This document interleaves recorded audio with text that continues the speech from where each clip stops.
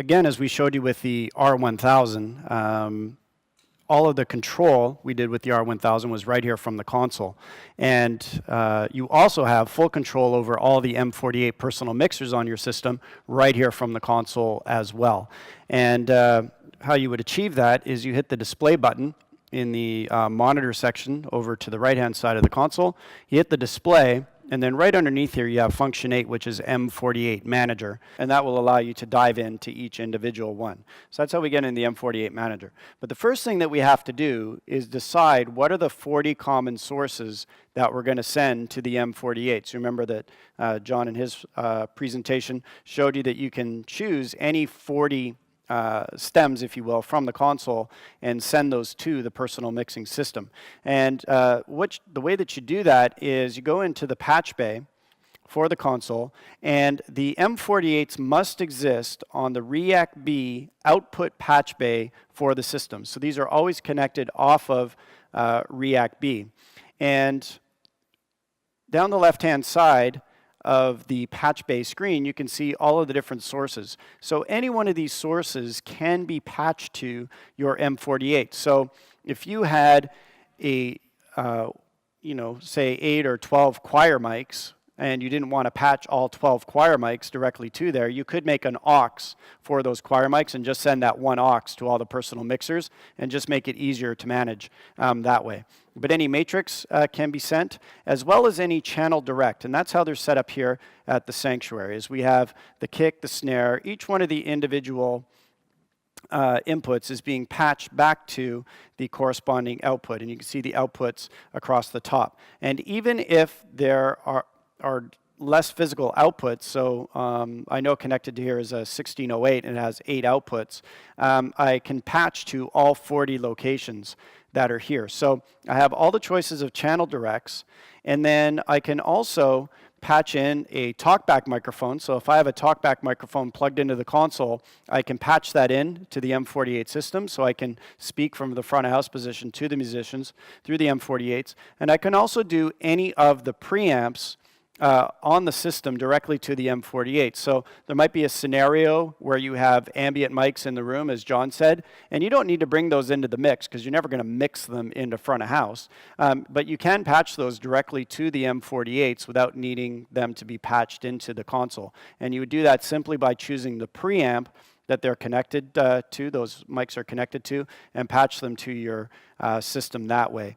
Another way that this is used is what type of patch point that you want for sending to your M-48s. So in the case where we're using channel directs, because that's how certainly 90% of the personal mixing systems are set up that we use, again, doing this one-to-one relationship, there is on each one of the channel displays, and I'm going to go back here, there is a direct out patch point, which is here. And you can see that this one is set for pre-EQ.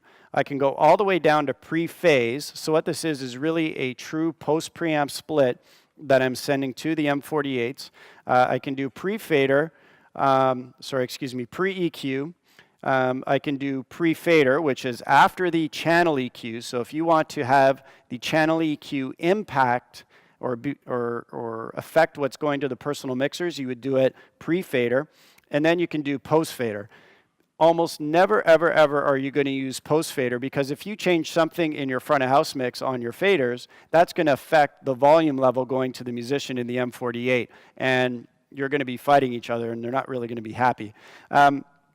The one difference between pre-phase and pre-EQ, which is important to know, is that pre-phase does not include any dynamics. So there's no compression, no gating, etc. that's applied to those sources. And a lot of drummers like the sources sent to them without any dynamics. They don't want the gate that you've put on the snare and everything. They want as much open kit as possible. So if you wanted to send the drum mics to the musicians without any dynamics processing, you do pre-phase, and of course if you wanted dynamics, pre-EQ is a post-dynamics but before the EQ patch point. So that's some of the differences. So it's incredibly flexible as to what you can send to the M-48s. It's really up to you to decide which way that you want to do it. So that's how you choose which 40 sources you send to the M-48s. So let's go back to our M-48 Manager, and again, Monitor, and then M-48 Manager. And then once I'm in this screen,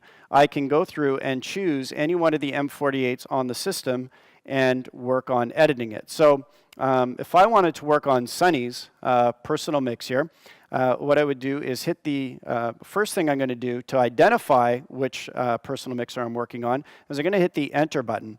And there's a button here, F6. I would hit Blink LEDs, and now Sunny's personal mixer, which for the folks down on the side there can see right in front of you, one of the M48s is currently flashing.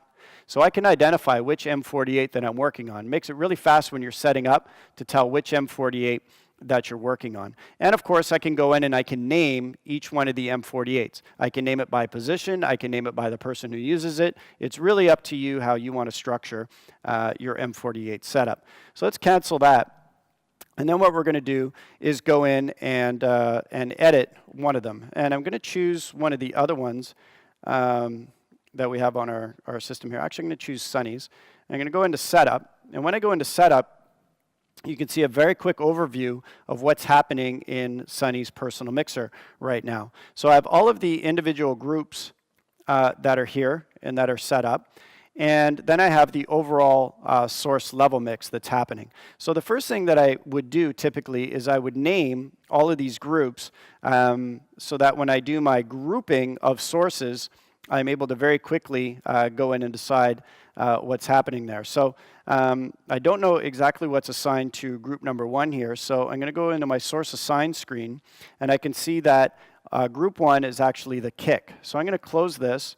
I'm going to hit Enter, and I'm just going to change this, hopefully pretty quickly, to say kick. And a C. And somewhere in here is the letter K. There it is, and we'll say OK. So now you can see that that group is named kick. That's on there. And I would go through and I would name each one of those groups so that as the engineer at the console, when I go in and look at Sunny's personal mixer, I can very quickly tell exactly what knob is affecting which. And as John pointed out, the ability that we have to be able to go into each personal mixer and set them up differently, I would want to change what this particular kick, I would want to know if this is a kick or if it's a lead vocal or what it is. So I can name each one of those groups there. Once I have all the groups named, I go into the source assignment screen. So if you're following along with your personal mixer and your screen, you can do this. We go into source assign. And this is where we're able to put all of the different instrument sources together. And Sunny has chosen to have his drum kit very, very spread out. So we have the kick here, we have the snare assigned to, you can call them groups or you can call them knobs. And some people prefer to refer to them as knobs because it makes it very easy to tell what is what. So we have the kick, we have the snare, we have the toms together, we have the overheads together. And when you have stereo sources, it's very nice to be able to put these onto the groups. And the groups are stereo groups. So you can put 1, 2, or as many sources there as you want. You can see we've got the keys left, we've got Sunny's guitar on 8, and then when I go to layer 9 to 16, I could see the rest of the sources and how they're grouped. So all the individual guitars. Fortunately, there's not a ton of sources here in the sanctuary, so very easy to get away with spreading everything out. But you can see that the background vocalist, Michael, Morgan, Bethan are all on group 13 here, and then some additional vocal mics are all grouped in these different areas. And then the lav, which I'd imagine is worn by the pastor, is over here on group 15. So very quickly able to group all of those together. Now, once you have the groupings done, you may have a situation where you've grouped all of the drums, for example, onto one knob. And what I'm going to do is just close this out here and see if I'm going to go into this leader one here, setup. And I'm going to change the way that this one is set up. And I'm going to put all the drums onto one knob here. So I'm going to go into the source assignment. And I'm going to change 1 through 8. Oh, okay. All of the drums are actually put onto group number 6, which is here. Now, hopefully we can do an experiment, John, where if I'm going to bring you up as engineer's monitor, and I could actually probably do it remotely, but we have a function called engineer's monitor, and what it allows me to do is instantly copy any of the M-48 personal mixer settings to one of the ones that's nominated as engineer's monitor, which John is working on right up there at the front. So I could have this right here at front of house, and I'd be able to listen in to any of the M-48s. So we have that coming back to us here on one of the faders, and I'm just going to test.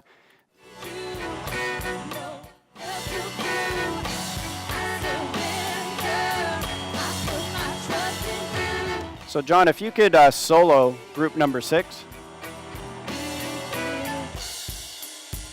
All right, so there we have all of the drums coming back. And what I'm going to do is go into the source level pan. So this is the next step. Once I've assigned all of the sources to a group, I now have a 40 channel mixer that I can adjust all of the levels. So if I wanted less kick, for example,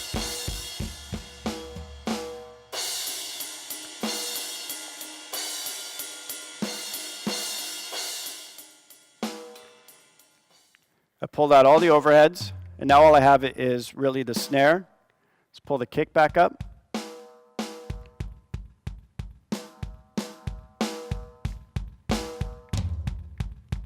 Some hi-hat.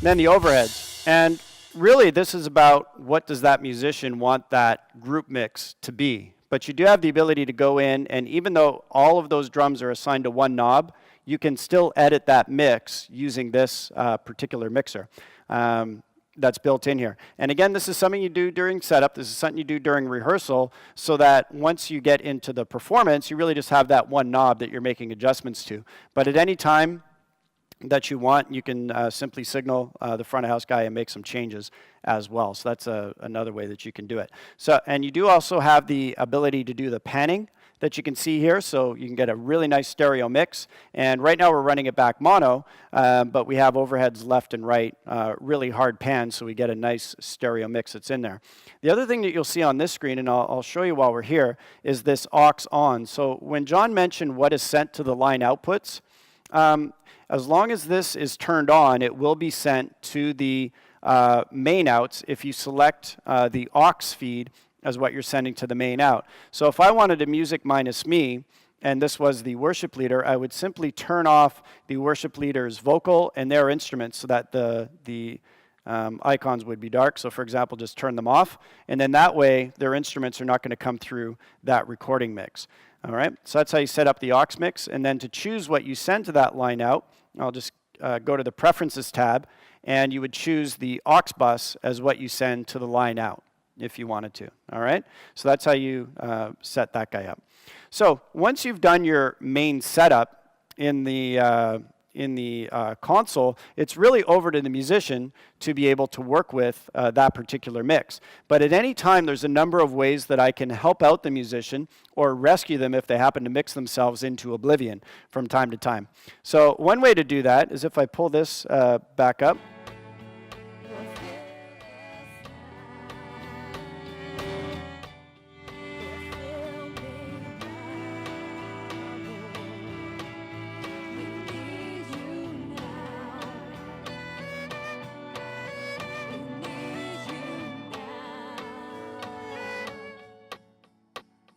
And you notice that as I go across, I am able to remotely control everything from the console for that musician. So if he says, hey, I'm not getting enough drums,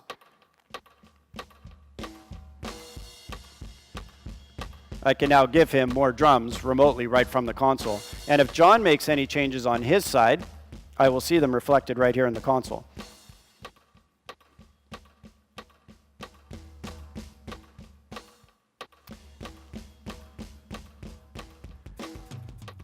All right, and then one thing to really help you guys out from a front of house operator's perspective is if you have a musician that says, I really am not hearing my personal mixer, it's not loud enough, or you know, my sound has gone really low, is on the top right-hand corner here, I have the readout of what the current settings are for the overall bass, treble, limiter, and volume for that personal mixer. So you can see the volume setting going to their headphones. The limiter setting here is cranked really, really high. That is probably what's impacting their volume more than anything else. Yeah. So yeah, if you're in your M-48 Manager on your page and you move your limiter knob, you will see it reflect on your screen. So that is one of the most common causes of low volume in the M-48 is they've just put too much limiting on their signals. So that's a great way to be able to get them back. The other way to be able to help the musician out is through the memory locations.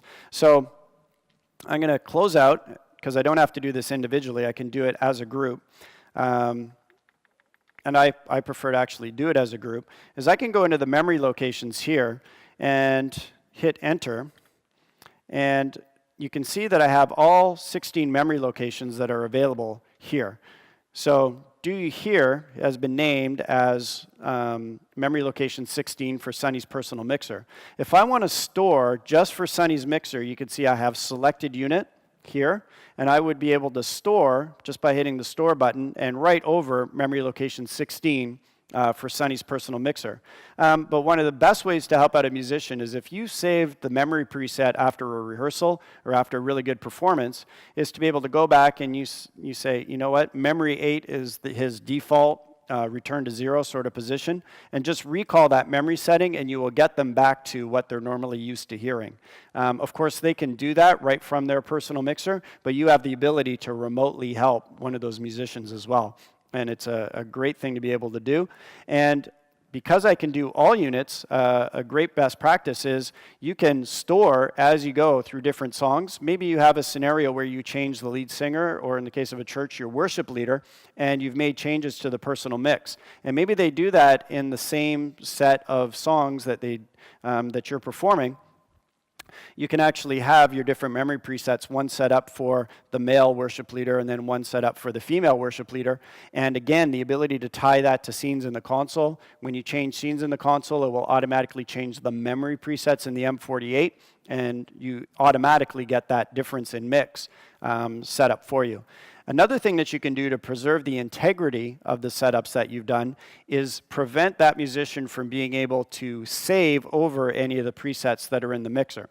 All right, so to do that, when you're inside any of the setup menus, so if we go into Sunny's here, and let's go to Preferences, and we can go Disable Recall button and Disable Store button. So if you don't want them to be able to store over any of the memory presets, you can disable the store, and then if you needed to, you could disable their ability to recall, but in most cases, you're not really going to need to be able to do that.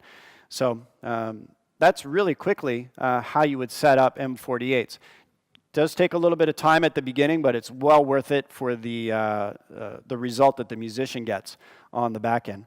What we've done in this scenario is previously this one was set up for monitor. Let me go down and set up engineer's monitor, and I'm going to release him. All right, and you can see that I now have this M-48 has popped back up and called itself monitor. So whichever one I want to nominate as the engineer's monitor, you can see function button F6. I choose that personal mixer. I say set as engineer's monitor, and then it pops down, and now it's engineer's monitor. Now, whichever one of the other M-48s that I choose in this list, it will instantly copy over to be the settings from that personal mixer will instantly copy to the monitor. The last thing that you have to do is go into the engineer's monitor setup, and there's two options for this. One is if you just want to have a listening post and no ability to affect that other M-48, you would leave this checked. So if John were to move any of the knobs on there, it would not affect that musician's. However, if this is unchecked, then whatever changes John makes on the volume levels, panning, reverb, whatever, those will have an impact to that musician's directly. And this is honestly how it's used in the majority of cases. So John, you are now set up for the drums, and I'm going to go into the setup so you can see which channels are set up for him. Good. So because you just have one monitor connected, you won't be able to do this. You need at least two to be able to mirror something. So as Christian said, we're now mirroring the drums settings. So I'm going to give you the sound, the feed of what the drum mix sounds like. Click is in there. You can see that's on number 16. So let's go to the screen of the M-48 on the overhead. So you can see 16 is there. Or I can solo the click, just hearing this. So you can hear this particular mix is very drum heavy. It's a lot of kick, a lot of snare, a lot of drums. Vocals are pulled back a little bit. He's got to be able to hear the click. Now, Christian, if you go and select the keys personal mix now on the engineer monitor. If we go back to the 480, you watch and you'll see this thing flash. So now it's flashed and it's instantly cloned the keys. Now the keys are really forward. And you notice if you go to the 480 screen, that you can see keys are now on 1 as opposed to kick. Kick is not on 1 anymore, keys are, and that's very dominant in the mix. If you switch back to drums, just for us to hear that.